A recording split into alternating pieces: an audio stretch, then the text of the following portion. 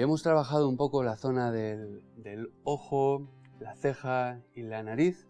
Vamos a ver cómo resolvemos la frente. Veis que la zona tampoco presenta mucha actividad, y lo que comentábamos antes, es importante entender que se produce dentro de un rango muy estrecho de tonos.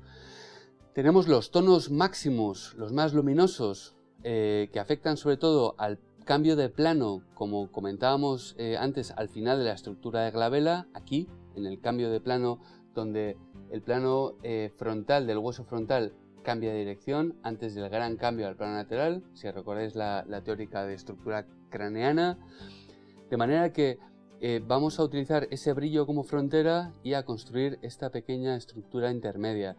Es algo que aparece en un rango, como digo, muy estrecho, así que mi recomendación es utilizar vuestro lápiz duro, porque vais a tener que ser muy cuidadosos. Veis que he salvado el tono más luminoso en el borde del plano. De hecho, mirad, aquí, mucho cuidado. Este es el cambio de plano del hueso frontal hacia el plano laterofrontal antes del gran cambio de plano lateral. Suavizo el contorno de esa zona más iluminada. En tanto esa zona más iluminada se concentra en esta arista, refuerza la idea del volumen. Aquí, a este lado del surco, como antes comentaba, no queremos exagerar el tono, y sin embargo sí queremos que se lea como esa doble estructura. De hecho, veo que en Diego, en nuestro modelo, es una línea más continua. Tengo miedo de pasarme, pero con mucho cuidado la dejamos ahí. Si por casualidad acabara siendo demasiado visible, fundimos. Si hace falta volver a dibujarla, se vuelve a dibujar. Vamos a empujar la textura hasta que diga exactamente lo que queremos que diga. Con mucho cuidado, hacia adentro, muy suave. Podéis ver que hay una doble estructura justo aquí. Cómo se aprecia este cambio de dirección en ese punto. No quiero hacerlo tan oscuro, de hecho ya es demasiado oscuro, así que tomo la goma, fijaos, la plano así, y voy a hacer esto mismo sobre el área, incidiendo más en la zona que recibe más luz, así, aflojando cuando llego al comienzo de la sombra propia. Pensad que esto sería propia y el borde inmediatamente posterior sería sombra arrojada. Fijaos, ahora estoy suavizando el borde superior de la ceja. Como podéis ver, es bastante luminoso. Yo lo había hecho bastante oscuro. Eso es seguramente por un exceso de texturización, así que lo limpio, libero un poquito. Veo cómo se recorta contra el fondo. Si os dais cuenta, esa estructura se recorta muy nítidamente contra el fondo. Voy a coger mi lápiz blando. Este es un 4B. Lo recorto un poco más. Fijaos, aquí hay una sutilísima hendidura que básicamente separa el arco ciliar de la continuación del hueso frontal. Es muy delicada y sin embargo ayuda a crear una especie como de parón visual al arco ciliar y un suave cambio de dirección. Y luego vemos como a partir de aquí, esta línea que marca el final del hueso frontal se ve interrumpida por pelo. Esto es pelo que pasa por encima. No hay que confundir la estructura del hueso frontal con la textura de aquello que está sobre ella. Voy a dibujar con un lápiz un poco más duro, que se entienda mejor la fibra, ¿sí? Ahora entraremos en más detalle. De momento lo que quiero es distinguir en el borde mismo. Este borde cortante, la forma superpuesta contra el fondo más oscuro, y luego ese borde ligeramente más sutil, porque esto sería el pelo, y luego veremos cómo hay que dibujar la sombra arrojada del pelo sobre la frente.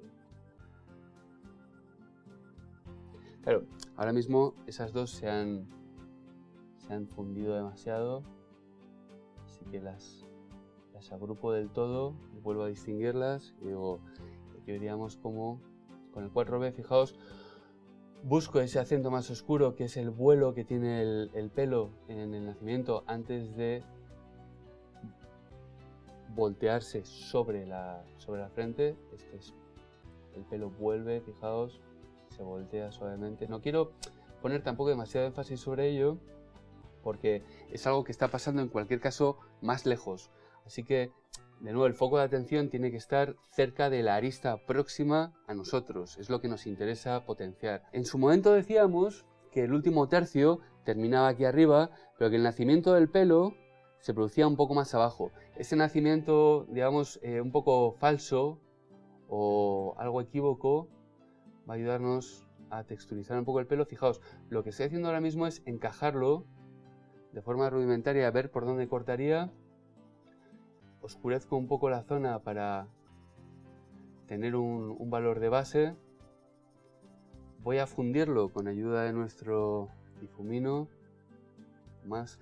Y ahora vamos a localizar primero cuáles son los acentos más oscuros. Podemos ver el acento más oscuro justo en ese borde. Este ya había empezado a contarlo, como podéis ver. Voy a buscar mi lápiz 9B, que es el más blando de todo mi arsenal. Aquí está. Y desde aquí aprovecho para bajar un poco el origen del pelo. Está más abajo, ese punto.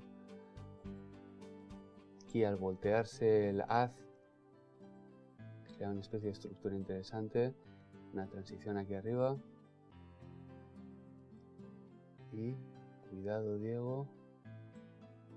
Fijaos, necesito afilarlo un poco más para entrar en detalle. Tened en cuenta siempre que el 9B es un lápiz con el que vais a conseguir vuestros acentos oscuros con toda comodidad, pero si tenéis que afilarlo tiene que ser con mucha delicadeza. Hacedlo con cuidado.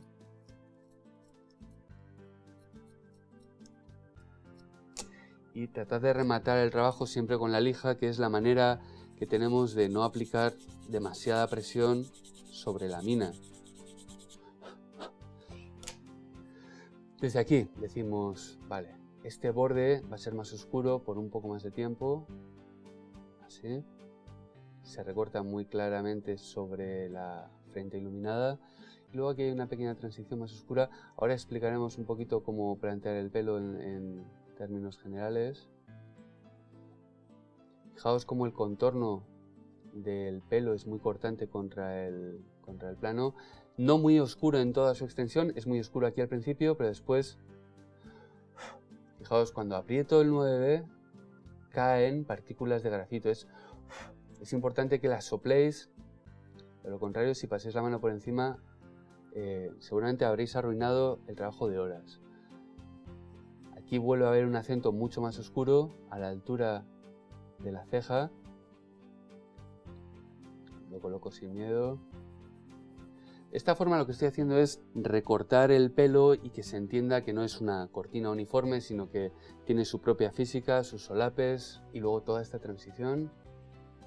Voy a colocar de momento un valor más oscuro, ahora recuperaremos con la goma. Fijaos como aquí es prácticamente horizontal la salida del pelo.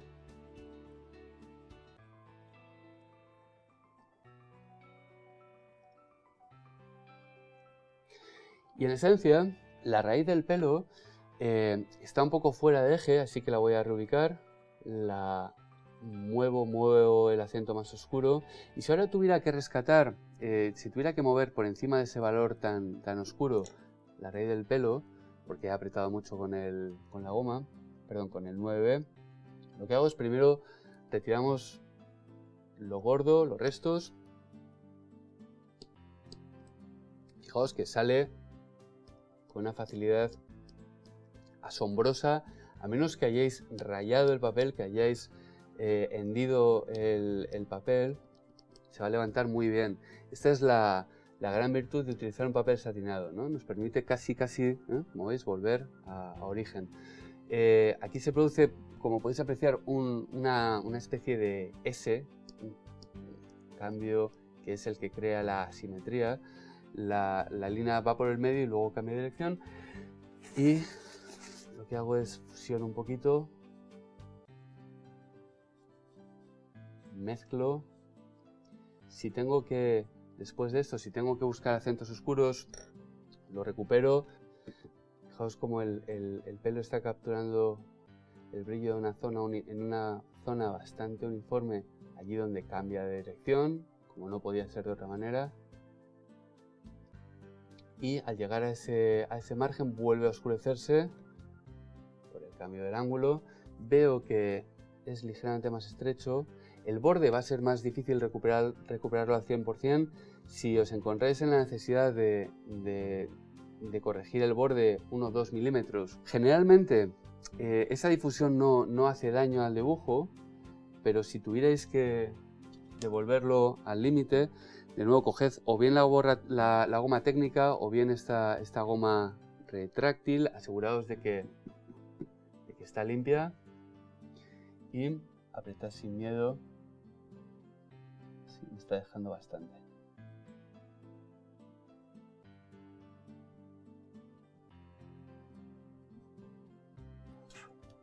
En cualquier caso, esa zona va a quedar disimulada después, porque si podéis apreciarlo en la fotografía, Diego tiene una especie como de aureola, de una maraña de pelo, no sé si estática, parte de la cual quiero incluir en el retrato. Esta parte va a ser más oscura. Aquí puedo introducir un acento importante, el lugar al final de la línea del pelo donde se bifurca hacia atrás.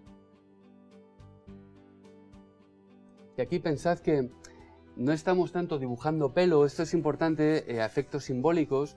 No se trata tanto de dibujar pelo como de dibujar tono, esto es lo de siempre. O sea, aquí estoy entornando los ojos, describiendo los tonos generales que mejor explican, digamos, el mosaico que se ofrece a mis ojos. El mosaico, pensad en una serie de planos, de valores diferentes, que si soy capaz de reproducir de forma abstracta, básicamente van a contar la estructura visual que subyace, sobre la cual, en este caso, aquí tenemos que levantar un poco el valor. Como veis, se concentra un poco más la luz, está un poco más dirigido.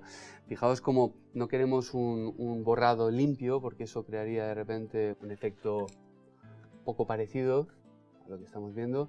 Y a partir de aquí, que tenemos los tonos organizados, sí pensamos en textura. Decimos, vale, a ver, vamos a elegir los pelos que me explican las direcciones principales. Esos pequeños toques de lápiz van a hacer que se lea toda la masa como un conjunto unitario, y en realidad estamos dibujando 6 pelos en vez de 6000, ¿vale?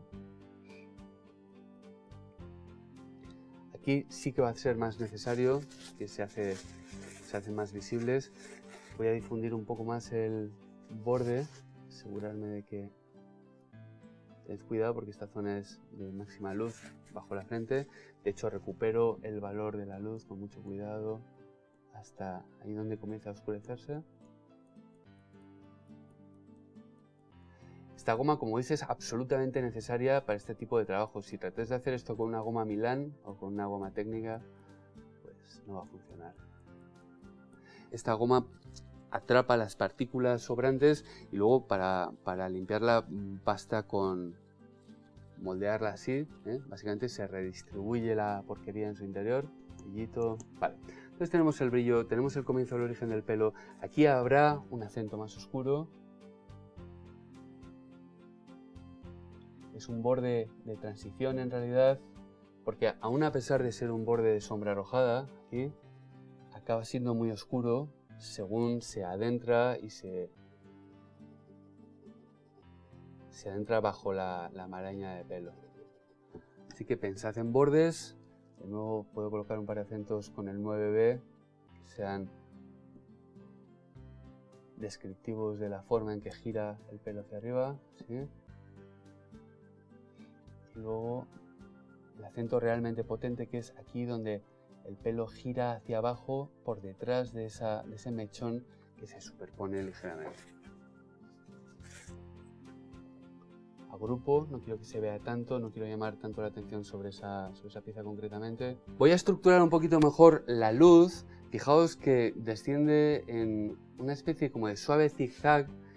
Quiero utilizar ese valor en S para ayudarme a localizar los pliegues principales. Veo que hace así, que hace así, veo que finalmente llega al borde. ¿Veis que en el borde se concentra es el borde del ciliar, obviamente?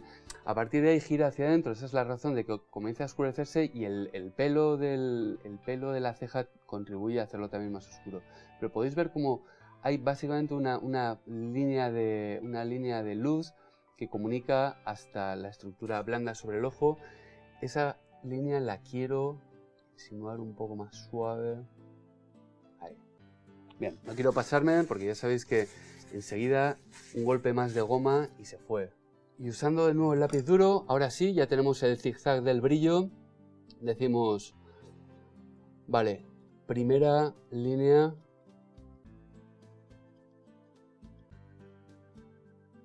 De nuevo, pensando en la lógica, hemos aplicado el grafito pensando en cuál es la dirección del pliegue, pero ahora tenemos que pensar en dónde está el borde duro y el borde blando. Técnicamente, ahora mismo, y por razones que no alcanzo a comprender, el brillo está por encima de la línea. Así que no sé a qué atribuírselo, pero voy a dibujar lo que veo. El brillo está por encima de la línea, al contrario de lo que cabría esperar. Y aquí limpio un poco más el contorno. Ahora mismo he apretado ligeramente de más, lo pierdo de nuevo, voy a buscarlo de nuevo, un poco más suave. No voy a insistir mucho en una, necesito tener una sensación más de conjunto, así que voy a la siguiente. Veo cómo se concentra el tono de esta forma a cada lado, sin exagerarlo. Veo cómo se oscurece de esta forma. Es muy importante que en esta fase no os quedéis pegados al papel. Queréis alejaros y revisarlo con distancia, siempre. Fijaos, continúa al otro lado y digo, aquí aparecería el otro pliegue. Va a girar hacia abajo suavemente. La transición es hacia abajo. Y hacia arriba, con mucho cuidado porque veis que me acabo de pasar. Esto hay que perderlo. Con mucho cuidado vamos a rescatar el valor sobre esta, aquí.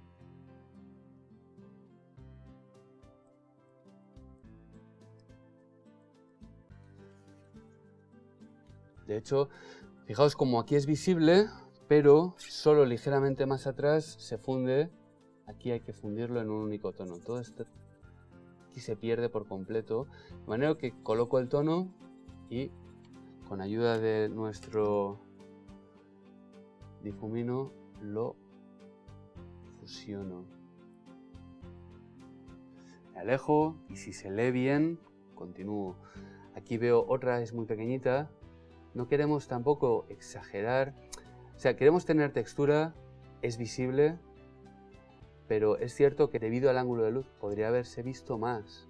No hay demasiada, ¿vale? Entonces, si quiero aprovechar la que hay, tampoco quiero distraer la atención de forma artificial. Vale, voy a limpiar el borde de nuevo. Tenemos un poco más de luz.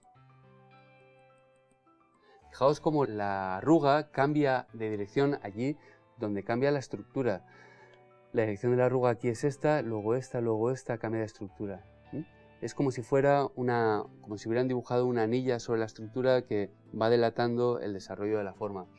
Esta va a estar un poco más arriba, esta va a estar un poco más arriba, un poco más oscura. Vale, ligeramente más abajo. Me alejo y busco acentos de luz. Me doy cuenta de que aquí puedo arrancarlo un poco más. Que aquí puedo arrancarlo un poco más.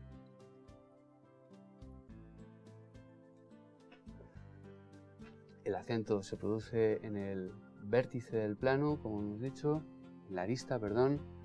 Aquí se disgrega. De nuevo busco el pliegue. ¿Veis cómo al final la texturización pasa por colocar información, verificar si se lee o no de forma verosímil, ajustarla, borrarla si es preciso, volver a colocarla? O sea, Hay que hacer este trabajo hasta que acabe funcionando. Aquí hay un subplano, es diminuto, pero es muy bonito, este de aquí, esta pequeña indentación. Queremos contarlo, pero con mucho cuidado porque se trata de un cambio de tono muy delicado. Fijaos con mi lápiz duro, este es mi 4H, la transición hacia la luz. Aquí podríamos empezar a introducir algo de textura, el punto oblicuo de la luz, ahí estaría un poquito de algún poro.